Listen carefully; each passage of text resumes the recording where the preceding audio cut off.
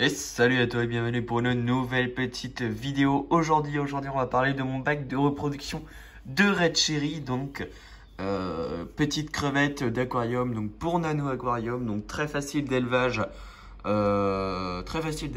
assez facile à reproduire. C'est une espèce qui est très intéressante. Donc à l'élevage, on a plusieurs autres variétés qui vont varier en fonction des couleurs. Bon là aujourd'hui, on va parler de la Red Cherry et de leur aquarium.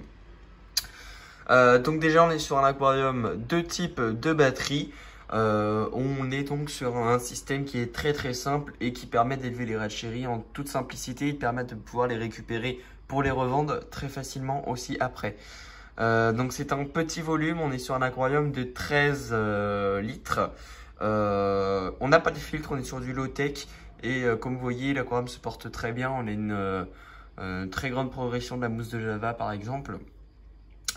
Ce qui est la seule plante qui est utilisée dans cet aquarium. Donc pourquoi? Parce que la mousse de Java permet une très bonne cachette aux juvéniles et ça permet voilà, d'avoir des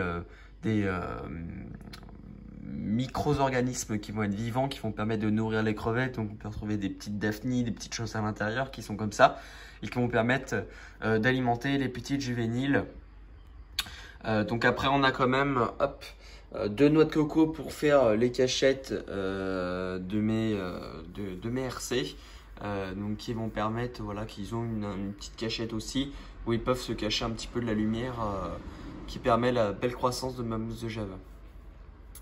En ce qui concerne les crevettes qui sont à l'intérieur, donc on est sur de la Red Cherry type classique. Donc on est sur de la Red Cherry classique, on n'est pas sur de la Bloody Mary ou des choses comme ça ou de la Red Fear. Là on est vraiment sur de la Red Cherry classique.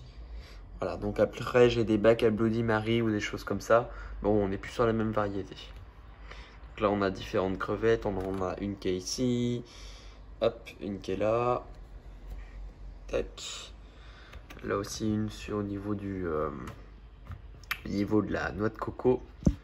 Voilà, on en a pas mal, hein, ils sont un peu cachés partout dans le bac, sous les noix de coco. On a même une là, en hauteur, au niveau des lentilles d'eau. Voilà, il y en a un partout. Hein. Là, vous les voyez pas tous, il y en a une vingtaine, une trentaine dans ce petit bac-là, qui est un petit bac de reproduction. Donc, ça permet que mes reproducteurs voilà, se reproduisent. Dès que je vois des petits juvéniles, je les sépare dans un autre aquarium qui va permettre de les faire grandir très facilement et après je peux justement choisir ma génétique, celles qui vont partir à l'envoi et celles qui vont partir en déclassé, donc celles après qui peuvent servir à manger ou autre. Voilà, donc c'est des bacs qui sont assez simples, qui permettent la reproduction très facile de ces crevettes. Au niveau de la température, on est environ à 20 degrés. Donc la Red Cherry, ça peut se reproduire très bien entre 10 et 30 degrés. Donc environ à 20 degrés, c'est là où on a une très bonne reproduction, 18-20 degrés. Moi, je vois que j'ai une bonne reproduction dans ces environs-là. Donc je continue sur cette technique. Et moi, ils sont en température ambiante en fait. Donc voilà le petit bac des Red Cherry. J'espère que cette petite vidéo vous plaira. Ça fait longtemps que je n'avais pas fait de vidéo sur les animaux. Mais on retourne. Voilà, donc on fait de nouveau des petites vidéos sur les aquariums et sur la reproduction. Donc j'espère que cette petite vidéo vous a plu. Moi je vous dis à la prochaine pour une prochaine vidéo. Allez, ciao!